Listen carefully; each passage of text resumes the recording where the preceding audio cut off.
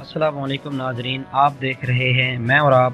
آٹے کا بحران، عوام سڑکوں پر ذلیل و خوار۔ ملتان میں آٹا لینے کے لیے عوام کی 1 کلومیٹر لمبی لائن بن گئی۔ بچوں کا پیٹ پالنے کی غرض سے عوام پورا دن آٹا لینے کے لیے سڑکوں پر ذلیل ہونے لگی۔ محدود آٹا سٹالز کی وجہ سے ہر آٹا پوائنٹ پر عوام کا رش اس ویڈیو میں دیکھا جا سکتا ہے۔ پبلک کا کہنا ہے کہ انتظامیہ سستا آٹا فراہم کرنے کے لیے کوئی مناسب اور مہذب طریقہ کار فراہم کریں۔ آئیے آپ کو دکھاتے ہیں کہ کس طرح سے ملتان میں آٹا لینے کے لیے 1 کلومیٹر کی لمبی لائن میں لوگ اپنی دہاڑی چھوڑ کر ذلیل ہو رہے ہیں۔ حاکم وقت ذرا یہاں بھی غور ہو۔